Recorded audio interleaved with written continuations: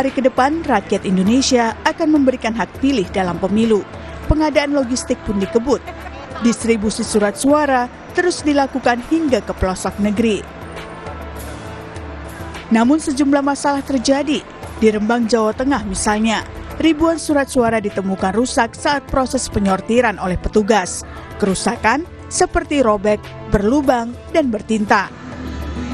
Di Timur Tengah Utara NTT, sebanyak 1.355 surat suara DPR RI, DPRD Provinsi, DPRD Kabupaten, dan DPD RI ditemukan rusak saat penyortiran dan pelipatan.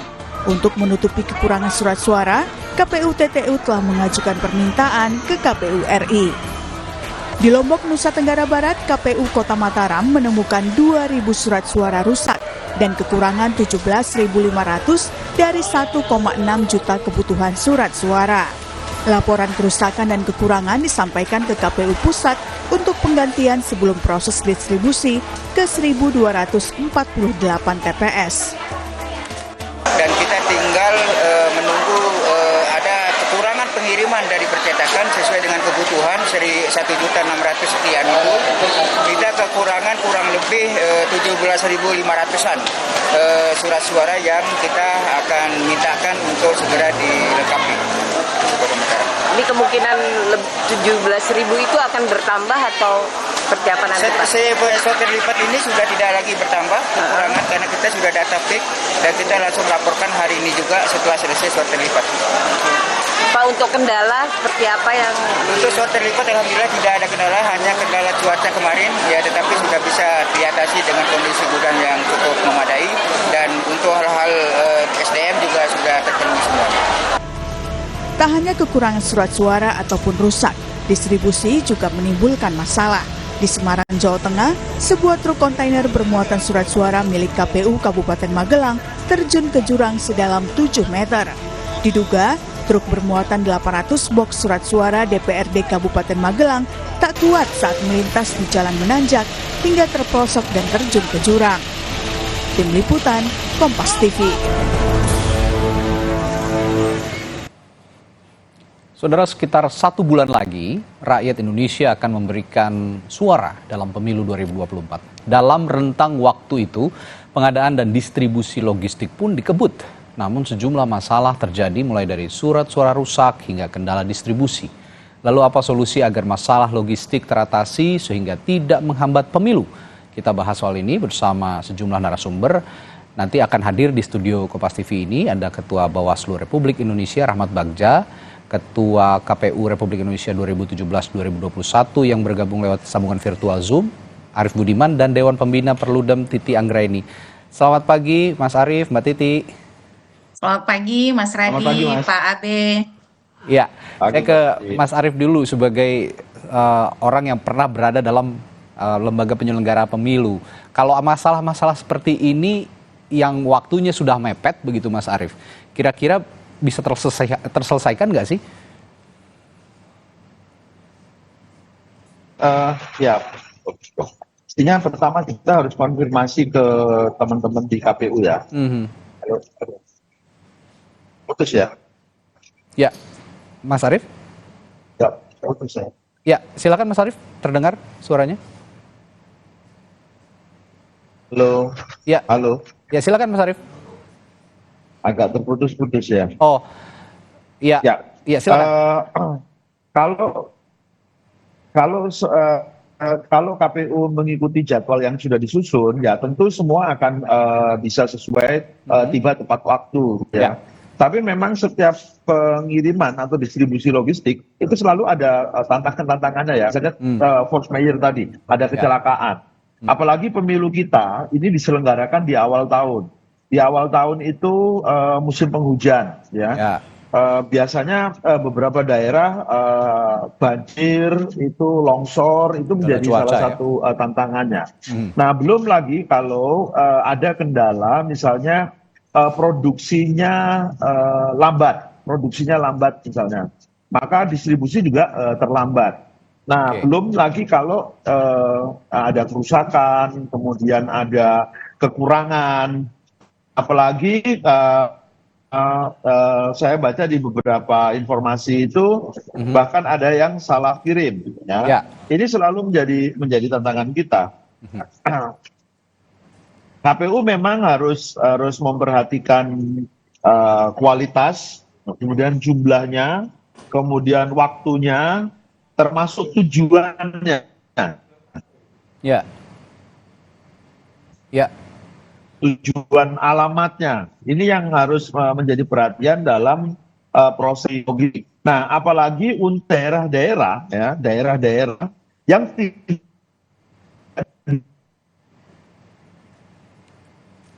Ya, Mas Arief. bisa dijangkau dengan transportasi. Ya, sepertinya komunikasi Anda agak terputus-putus, Mas Arief. Saya ke Mbak Titi dulu deh.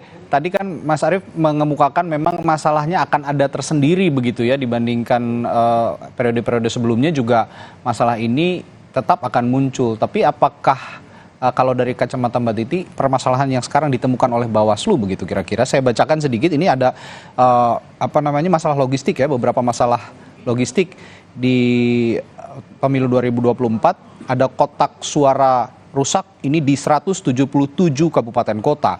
Lalu bilik suara rusak ini ada di 61 kabupaten kota. Tinta rusak 124 kabupaten kota, serta ada segel yang rusak di 30 kabupaten kota. Lalu belum lagi ada kendala-kendala distribusi logistik tadi, diantaranya koordinasi akses dan informasi, kendaraan, cuaca, geografis, keamanan, dan jarak tempuh seperti yang diutarakan oleh Mas Arief tadi. Nah, Mbak Titi, dari sejumlah permasalahan itu, dibandingkan periode sebelumnya, apakah ini lebih pelik dan bisa terselesaikan tepat waktu atau seperti apa menurut pandangan Anda? Dari sisi durasi dan juga besaran yang dikelola ya, logistik pemilu kita memang di 2024 itu jauh lebih berat, Mas Radi, harus diakui. Ya. Yang pertama karena ada penambahan jumlah pemilih dan jumlah TPS yang otomatis menambah rentang dan juga beban kerja serta besaran dari logistik yang dikelola. Kalau dulu 2019 di era Pak Arief Budiman itu ada 192 juta pemilih. Ya. Sekarang 204 juta pemilih, berarti banyak. bertambah 12 juta. Ya. TPS-nya pun bertambah 10.000 TPS menjadi 823.220 TPS. Dengan durasi pengadaan logistik pemilu yang jauh lebih pendek. Di era Pak Arief Budiman itu untuk pengadaan dan distribusi kurang lebih ya Pak ya, makan waktu 6 bulanan. Jadi ada 6 bulan lebih waktu untuk mengurusi logistik pemilu. Sekarang waktunya kurang dari 3 bulan. Karena kenapa? Karena pengadaan logistik itu kan bergantung daftar calon tetap. Nah, daftar calon tetap kita yang sekarang ini waktunya mepet sekali. Kurang lebih 3 bulan sebelum hari pemungutan suara. Otomatis ya itulah waktu yang dimiliki oleh Komisi Pemilihan Umum. Dan kalau kita bisa belajar dari pemilu-pemilu terdahulu, bentang alam Indonesia itu dengan pemilu manual yang masih kita lakukan, artinya kita harus mendistribusikan miliaran ya, karena 204 juta kali 5 surat suara artinya kurang lebih 1,2 miliar lembar, Mas Radi, yang harus didistribusikan. Kalau kita berkaca dari pemilu sebelumnya, tahun 55 saja, 55 itu kan jauh lebih sederhana ya, sistem pemilunya juga masih tertutup. Ya. Itu kita sudah mengalami yang namanya keterlambatan distribusi logistik, akibat gangguan cuaca, lalu kemudian masalah pengamanan, keterlambatan transportasi, apalagi kemudian dengan pemilu yang butuh surat suara sangat banyak karena kita pemilu serentak, termasuk juga durasi waktu yang pendek. Di saat yang sama tadi disampaikan oleh Pak Arief Budiman, ini di awal tahun yang gelombang tinggi, curah hujan juga tinggi, dan kemudian rawan banjir begitu. Okay.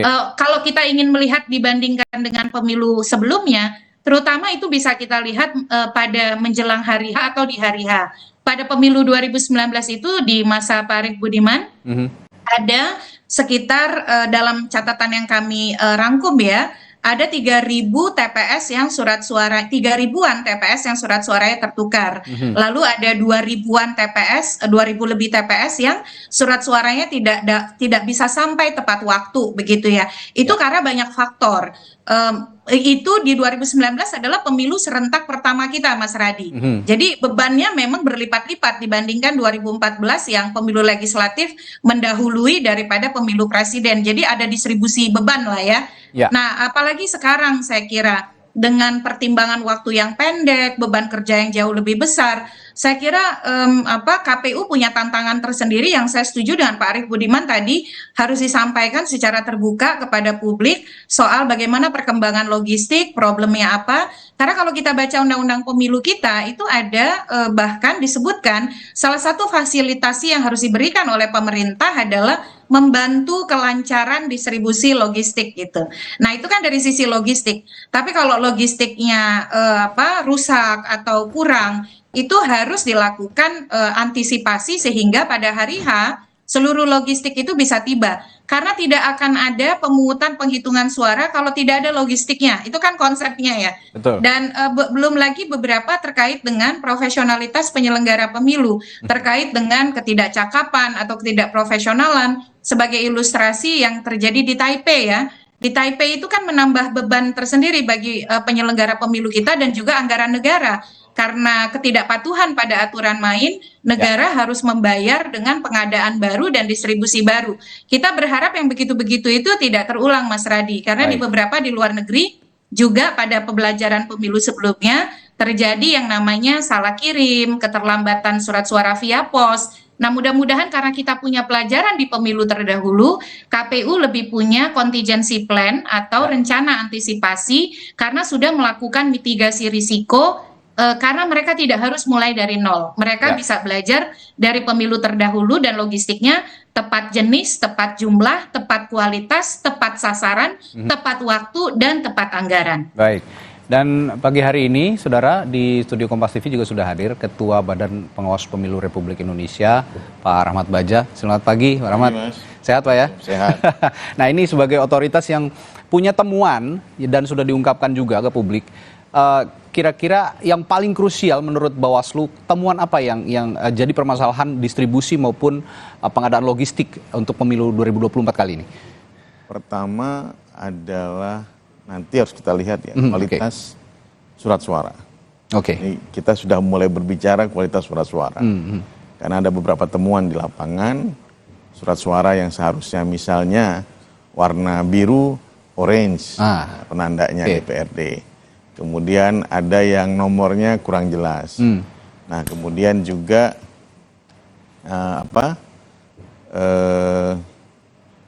ada yang bagaimana surat suara rusak yang kemudian ada di percetakan dilakukan proses-proses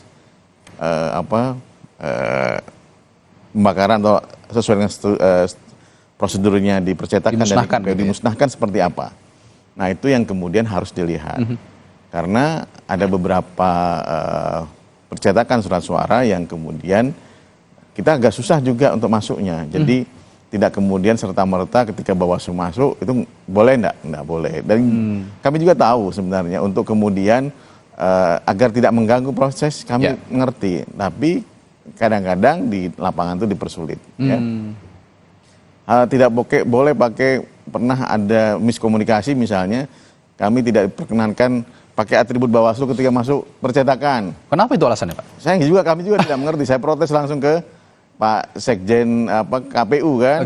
Ini apa-apaan begini caranya gitu. Kalau tidak boleh mengawasi, kami ya akan kemudian siap head to head dengan KPU. Ada apa dengan KPU kalau seperti ini? Akhirnya diperbolehkan. Jadi tidak boleh penanda. Kalau penanda kan harus jelas. Kami sebagai apa? Bukan kemudian sebagai masyarakat biasa yang tidak punya kewenangan untuk mengawasi. Jadi penanda bahwa kami adalah Bawaslu itu harus jelas ada pada saat itu. Dan juga itu akan menyelamatkan KPU juga gitu. Sehingga kemudian ada salah komunikasi di bawah gitu. Sehingga beberapa kali kita dipersulit untuk itu. Tapi alhamdulillah kemarin tidak. Nah, kemudian sistem informasi logistik ini terulang kembali. Ketertutupan sistem informasi di KPU. Dan sebenarnya sistem informasi itu sebenarnya harus melakukan terbuka, semakin terbuka, tapi ya semakin tertutup. Sistem informasi apa saja yang disajikan di sini? Silok ya, apa saja isinya itu? Supaya masyarakat awam juga paham gitu. Nah, kami kan hanya buka di awalnya saja. Oke. Kedalamannya kan tidak. Kapan dikirim dan bagaimana kan tidak. Oke, jadi alurnya begitu ya? Alurnya kan tidak. Kemudian sampai di mana dan bagaimana. Seharusnya kan janjinya kan demikian. Jadi surat suara atau logistik terkirim kapan, jam berapa itu seharusnya ada di Silog. Bisa kemudian dipantau secara real time kemudian. Kemudian di lapangan juga ada yang kemudian beberapa perusahaan ya, satu atau dua ya, temuannya baru satu atau dua. Oke. Jadi yang melakukan beralih ke distribusi kan, distribusinya kemarin ada yang terguling nih, ada yang terguling kan masuk ke dalam jurang, surat-surat DPRD itu ya, surat suara DPRD, surat suara loh. Nah, kemudian juga di beberapa daerah ada yang bannya kempes, pecah ban 3 kali misalnya. Itu menjadi persoalan, ya, menjadi persoalan.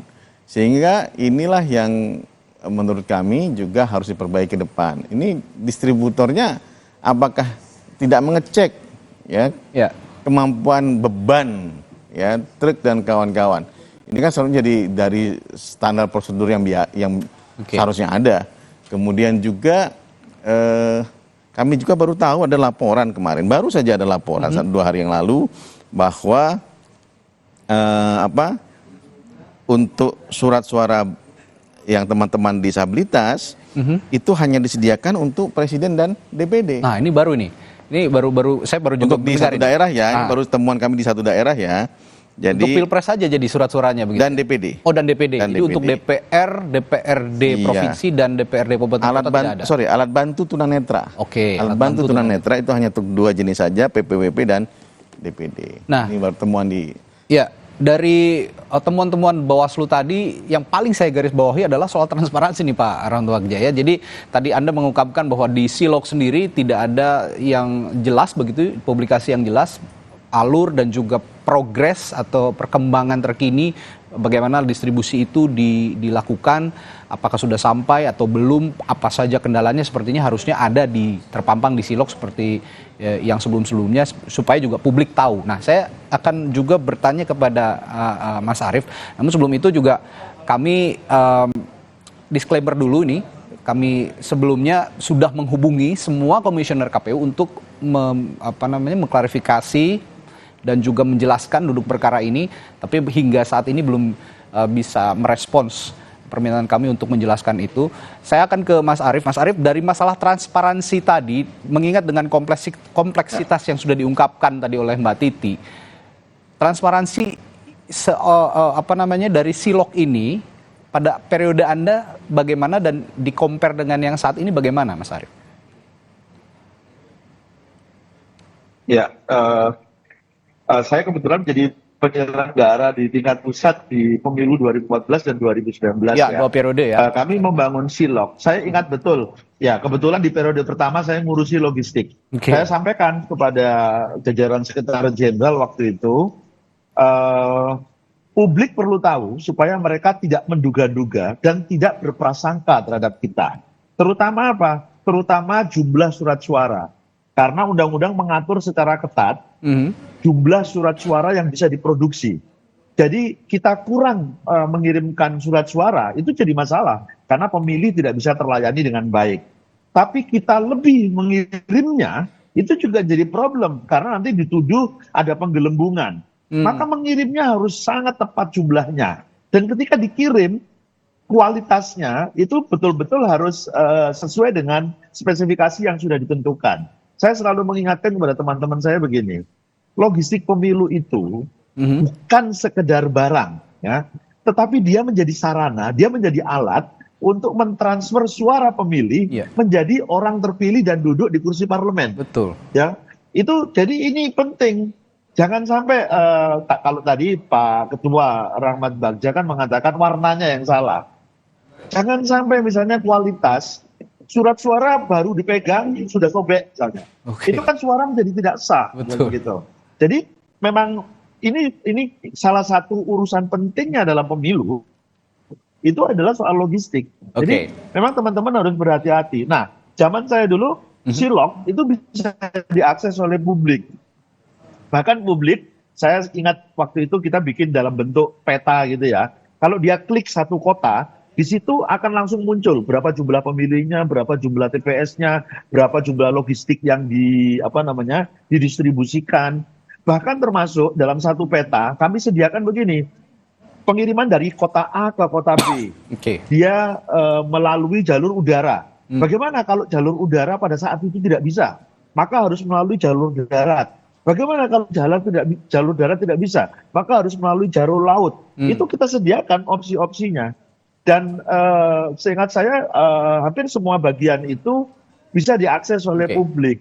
Nah, saya kemarin mencoba, saya nggak tahu mungkin ada alamat yang lain ya, tapi saya mencoba masuk melalui silog.kpu.go.id. Begitu saya klik, memang harus login.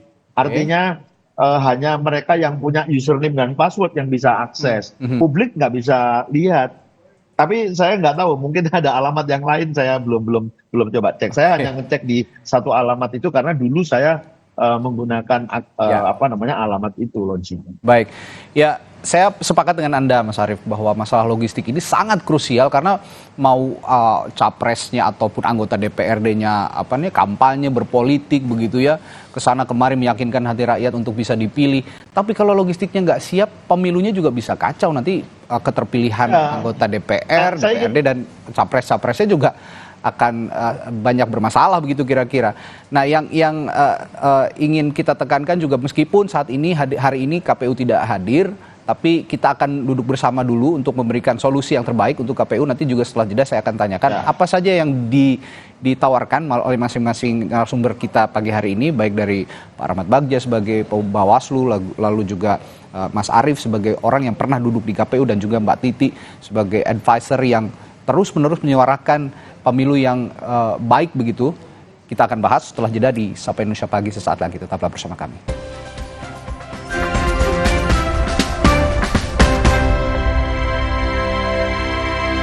Minum Renovit, dilengkapi dengan 12 vitamin dan 13 mineral, siap bantu jaga kesehatan tubuh. Siapkan Renovit, siapkan dirimu selalu. Renovit, siap jaga kesehatan. Produksi Konimax. Aku pikir semua air mineral itu sama. Le mineral itu beda. Le mineral memang berbeda. Setiap tetesnya mengandung mineral esensial seimbang yang penting untuk tubuh dan juga membuat rasa airnya lebih segar. Segernya. Le mineral. Le mineral